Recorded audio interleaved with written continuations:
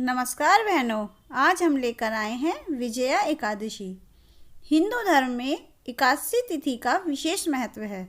शास्त्रों में बताया गया है कि जो व्यक्ति एकादशी के दिन व्रत का पालन करता है उसे मोक्ष की प्राप्ति होती है और उसके सभी दुख दूर हो जाते हैं।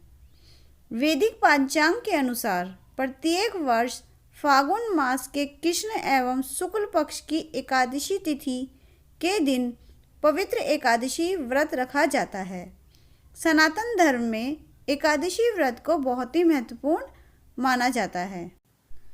विजया एकादशी व्रत के बारे में शास्त्रों में लिखा है कि यह व्रत करने से स्वर्णदान, भूमिदान, अन्नदान और गोदान से अधिक पुण्य फलों की प्राप्ति होती है और अंततः उसे मोक्ष की प्राप्ति होती है।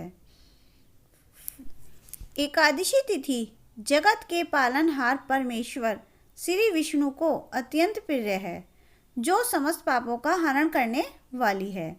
पद्म पुराण के अनुसार भगवान श्री कृष्ण धर्मराज युधिष्ठिर को विजया एकादशी की महिमा बताते हुए कहते हैं कि इस महान पुण्यदायक व्रत को करने से व्यक्ति को वाजपेय यज्ञ का फल मिलता है, शत्रु परास्त होते हैं एवं मनोवांछित फल की प्राप्ति होती है।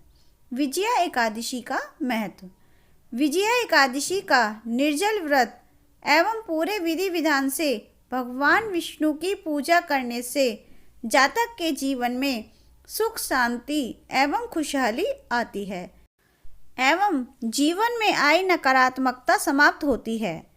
विजया एकादशी व्रत के बारे में शास्त्रों में लिखा है कि यह व्रत करने से स्वर्णदान, भूमिदान, अन्नदान और गोदान से अधिक पुण्य फलों की प्राप्ति होती है और अंततः उसे मोक्ष की प्राप्ति होती है।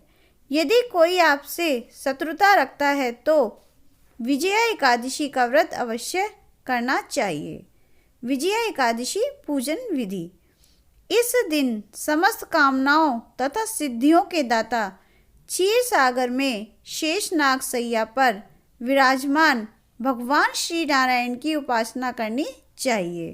पूजा स्थल के ईशान कोण में एक वेदी बनाकर उस पर सप्त धान रखें एवं इस पर जल कलश स्थापित करें।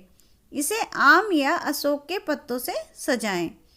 तत्पश्चात भगवान विष्णु की मूर्ति या तस्वीर स्थापित कर पीले पुष्प, ऋतुफल, तुलसी आदि अर्पित कर धूप, दीप व कपूर से भगवान विष्णु की आरती करें। इस दिन विष्णु के मंदिर में दीपदान करना बहुत शुभ माना गया है। इस दिन हरि भक्तों को पर निंदा, छल कपट, लालच, द्वेष की भावनाओं से दूर रहकर श्री नारायण को ध्यान में रखते हुए यथाशक्ति विष्णु जी के मंत्र ओम नमो भगवते वासुदेवाय का जाप करना चाहिए। धर्मराज युधिष्ठिर बोले, हे जनार्दन, फागुन मास के कृष्ण पक्ष की एकादशी का क्या नाम है तथा उसकी विधि क्या है? कृपा करके आप मुझे बताइए। श्री भगवान बोले, हे राजन, फागुन मास के कृष्ण पक्ष की एकादशी का नाम विजया एकादशी है। इस व्रत के प्रभाव से मनुष्य को विजय प्राप्त होती है। यह सब व्रतों में उत्तम व्रत है। इस विजया एकादशी के महात्म्य के श्रवण व पठन से समस्त पाप नाश को प्राप्त होते हैं। एक समय देवऋषि नारद जी ने जगत पिता ब्रह्मा जी से कहा, महाराज, आप मुझसे फागुन मास के कृष्ण पक्ष की एकादशी विधान कहिए। ब्रह्मा जी कहने लगे कि हे नारद, विजया एकादशी का व्रत पुराने तथा नए पापों को नाश करने वाला है। इस विजया एकादशी की विधि मैंने आज तक किसी से भी नहीं कही है। यह समस्त मनुष्यों को विजय प्रदान करती है। त्रेता युग में मर्यादा पुरुषोत्तम श्री रामचंद्र जी को जब 14 वर्ष का वनवास हो गया, तब वे श्री लक्ष्मण तथा सीता जी सहित पंचवटी में निवास करने लगे। वहां पर दुष्ट रावण ने जब सीता जी का हरण किया तब इस समाचार से श्री रामचंद्र जी तथा लक्ष्मण अत्यंत व्याकुल हुए और सीता जी की खोज में चल दिए।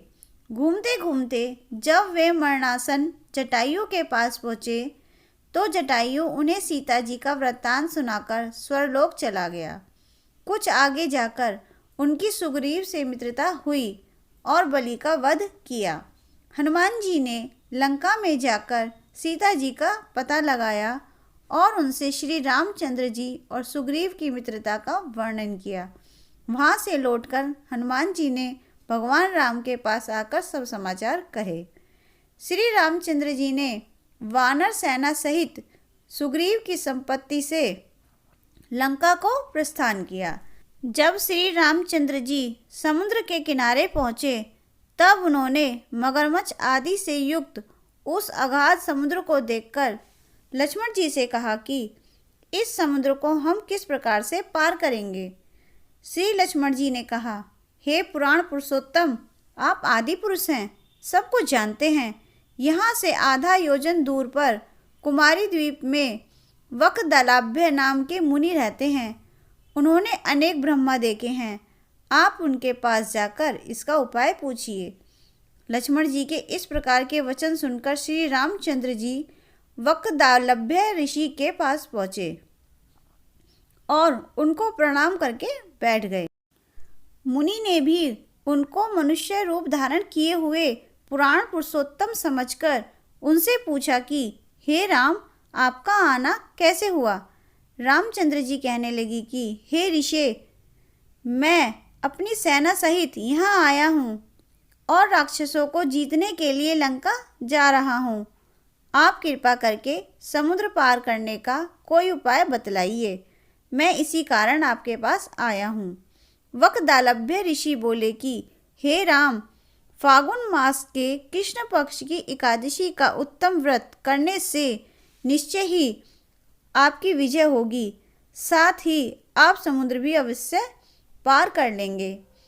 इस व्रत की विधि यह है कि दशमी के दिन स्वर्ण, चांदी, तांबा या मिट्टी का एक घड़ा बनाएं। उस घड़े को जल से भरकर तथा 5 पल्लव रख वेदिका पर स्थापित करें। उस घड़े के नीचे सतनजा और ऊपर जौ रखें। उस पर श्री नारायण भगवान की स्वर्ण की मूर्ति स्थापित करें। एकादशी के दिन स्नान आदि से निवृत्त होकर धूप, दीप, नैवेद्य, नारियल आदि से भगवान की पूजा करें। तत्पश्चात घड़े के सामने बैठकर दिन व्यतीत करें और रात्रि को भी उसी प्रकार बैठे रहकर जागरण करें। द्वादशी के दिन नित्य नियम से निवृत्त होकर उस घड़े को ब्राह्मण को दे दें। हे राम, यदि तुम भी इस व्रत को सेनापतियों सहित करोगे तो तुम्हारी विजय अवश्य होगी।